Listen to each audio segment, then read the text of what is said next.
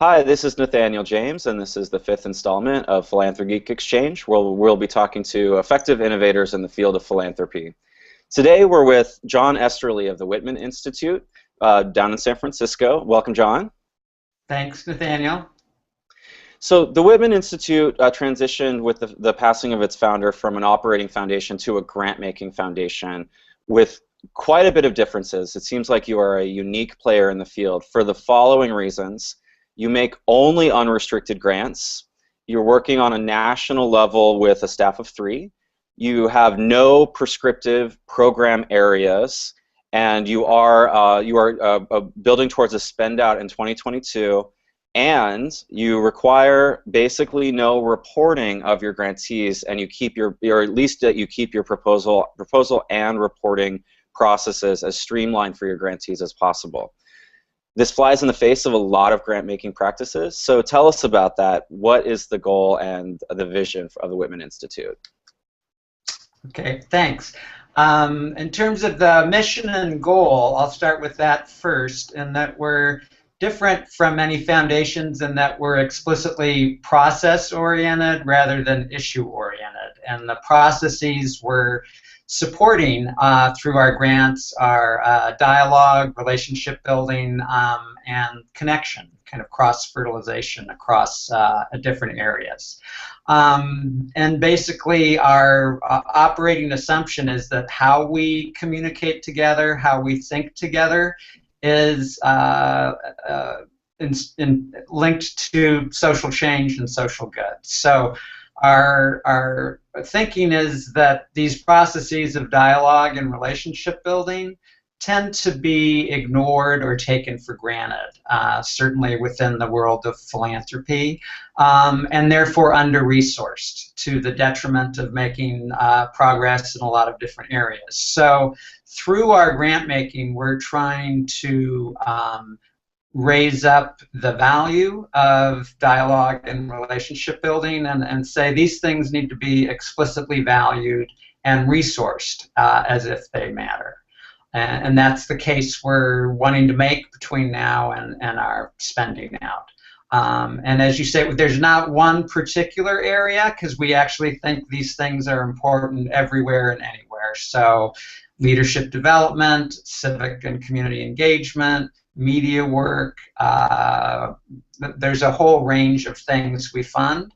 And then we like to periodically gather everybody together, convene them for a weekend so that they can cross-fertilize across issue areas, sectors, and build relationships within our own network. Great. Well, let's get into the mechanics of that so that if there's a philanthropy professional who'd like to adopt or appropriate some of your models, they have a sense of how it actually happens. And we'll get into questions of impact too later. So 2 questions that you might want to tackle is, one, you make unrestricted grants for the purpose of furthering processes of dialogue and relationship building, but the grant isn't causing the dialogue to happen. So talk to that. Maybe that's your screen, and how does that happen? 2, I think one way to look at program areas is as a filter, as a screen, as a way to have a logic model for a grant-making organization. And you operate so lean, so it's, how do you have a national reach and operate between disciplines? Which means you don't necessarily always have subject matter expertise on staff. So you're really, the way you're doing things could be seen as quite challenging for other institutions, and you must have a model. So it's sort of this: how do you incentivize dialogue without restricting grant expenditures, and how do you make grants all over the country across disciplines with such a small staff? Yeah, the unrestricted funding part is kind of a core operating value of ours. Basically, we think if we're supporting you, you know how best to spend the money, and that should be your decision. And that's been kind of a core value of ours from the beginning. Now, in conversation with those who we're supporting, they know the reason we're supporting them is because of the dialogue and relationship piece of their work, but we're proactive in that that's already there in their work. They're not having to invent, oh, we're going to do a dialogue process so we get funding from the Whitman Institute. We actually, it's a process of finding them, going, we love what you're doing is in alignment with us. How can we serve you? And so the unrestricted funding is the major lead for that. But then we also invite a conversation if there are other ways we can serve you beyond the grant. So then it's an opening or an invitation to relationship, where we're in communication, and there's a whole range of how we engage with people. Some we, informal coaches, just sometimes being a sounding board, bringing other funders together to hear about their work, advocating. There's a whole range of things that we do in that way. And we're able to be active in that way because our role isn't defined by reading through a lot of proposals and reports. I think there's some opportunity for funders to think of their roles differently. And if I think they streamline the reporting process, it frees them up actually to serve their grantees and be a wider advocate for their own missions. So it's not that we have no interest in reports, but if we're funding you and you've written a report for another funder, just send us that. We're curious to read it, but there's no need to write a report just for us. And so that's right. And because we're a proactive funder, we generally don't need proposals. Sometimes people still will they want to give us a proposal because they've written one for somebody else, or they want us to see what they have in mind. So it's not as if we don't ever look at proposals or reports. We just don't require them in that normal way. It's provocative. I think you're really flying in the face of a lot of contemporary practice. Talk about, I understand that you do primarily multi-year investments as well. So you are doing what for the nonprofit is often the holy grail, unrestricted multi-year funding. Is that the case across the board? Yeah, but we're a big advocate of what you just said, of multi-year unrestricted funding, because we think it's really a key foundational piece for healthy organizations. So we have a core group of organizations and leaders that we fund over time, but we don't want to completely lock up our portfolio with multi-year funding, because we also like to keep our system open and be responsive and opportunistic in other ways. So part of our portfolio we keep open on an annual basis, and those are for grants that lend themselves to more targeted funding. So in other words, things that are convening related, maybe media, storytelling, research. And going forward, we're increasingly looking at ways we can work collaboratively with other funders, and in some cases actually model what I call, following.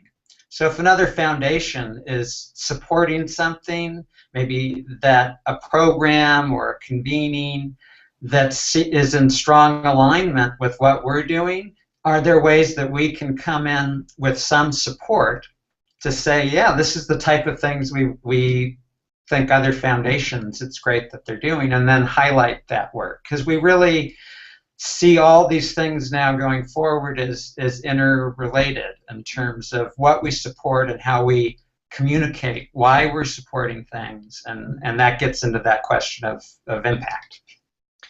Great, and we will, just a second. Actually, there's something I thought was really fascinating about it. Let's move to impact. We are living in an era of the dominance of what people call strategic philanthropy or venture philanthropy, where the quantified evidence for impact is of prime interest to many, especially large influential funders. And so I wonder, honestly, when you are interacting with your peers in the field, how do they respond to what seems to me as a quite unique lens on the practice of grant making? Yeah, Especially around this question of impact and reporting and evaluation. yeah. There's a range of responses. I'd say they're generally people respond positively, and kind of sometimes say, "Oh, we wish we could do that." Because I think when we look at certainly institutional philanthropy, what I'm struck by often is that I think a lot of people in foundations would do things differently if they felt their trustees would back going in that direction. So I think there a lot of times in these discussions about how to do philanthropy differently, there's things that are talked about on a staff level or ED level, and those conversations, though, aren't necessarily getting into the board, the trustee level. So I think with change going forward, sometimes it's how do we bring trustees into some of these conversations around innovation and funding differently. And there are very real political dynamics within organizations of that sometimes that make maybe change difficult. But I also wonder sometimes, is there sometimes too that goes on in terms of, oh, we can't have that conversation because we can't have that conversation. And I think sometimes trustees are open maybe to new directions. And one one area where we have engaged more intentionally with other funders is around our own convenings that we do. I mentioned before, we periodically, every year and a half, I think that this next one will be 2 years, we bring our grantees together for a very expansive open weekend with our board and staff. And the first 3 we did were relatively small, like 30-some. And at the end of with each one, folks said, wouldn't it be great if we had some other funders in these pitch to, but just to get their perspectives around the work. And so we have started in our last couple gatherings inviting other funders to come join us. And that's been a very positive thing. I think there's a growing core of foundations who actually are interested in this kind of, for a better term, how we do the work and how we fund. And so I think some of us now are exploring how do we kind of expand and grow that core over time.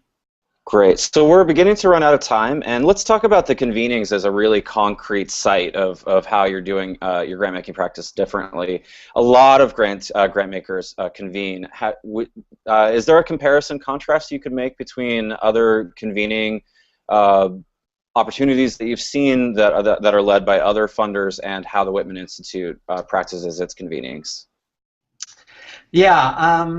Briefly, because I think convening is actually a real area of opportunity for funders, so I would encourage them to try different things out with that. I think a compare and contrast, what we've heard is we leave a fair amount of open space within our weekend, so it's structured and open time for people to connect and do things on their own. And we have heard people really appreciate that. And kind of the focus is on just getting to know one another and cross-fertilizing ideas and experiences. I think if there's a tendency sometimes with many foundations who do convenings, it's to overpack them and just have all the time scheduled out, so there's not that much informal opportunity for people to connect. And it can also sometimes be structured that you're talked at a long time. It's like, let's get people up, panels or speeches, and not that those don't have their place, but if that becomes the primary driver of your time together, I think you miss out on the opportunity of these kinds of convenings, which is really giving the people you're bringing together time to interact with themselves and build and deepen relationships. So this is really exciting. Maybe sometime later we'll especially dive into the impact of relationship work, because I think that in a business context that would be called soft skills, and it's always valued. It's always given lip service, but it's not given serious resourcing, even in a business context, and certainly in the nonprofit and philanthropic and social change space.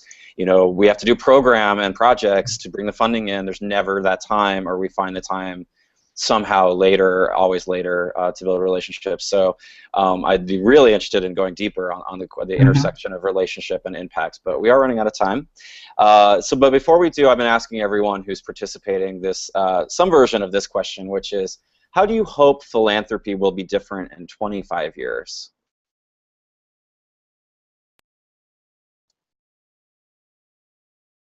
John, did I lose you there? You did lose me. Yeah, can you rephrase Yeah. the question? Yeah. Can you hear me? Yeah. How do you think, how do you hope, actually, philanthropy will be different, practiced differently 25 years from now than it is today? This could be a whole other topic, so I'm just going to focus on one, and that would be around the funding, multi-year unrestricted funding, because I think this is a really important structural piece that enables a lot of things to happen. And it has been an issue that's been very resistant to change, even with many well-respected advocates saying this is what nations should be doing more of, even though this is the one thing most nonprofits say they most need. It's the one thing most foundations don't give them. So I would love it if multi-year unrestricted funding 25 years from now was the norm rather than the exception. Great. Well, thank you very much for your time. Is there anything that you'd like to say, or can you share your website address before we go? Yeah, it's the whitmaninstitute.org. And I think just I would add, going forward for us, we are wanting to more intentionally pay attention to this question of impact and how we document and capture how this process and relationship-based work shows up in what people are doing and how they're serving others. Great. Well, I'll be very interested in seeing how that next phase plays out. Thank you very much for your time, and have a great weekend. Okay. Thank you for the opportunity.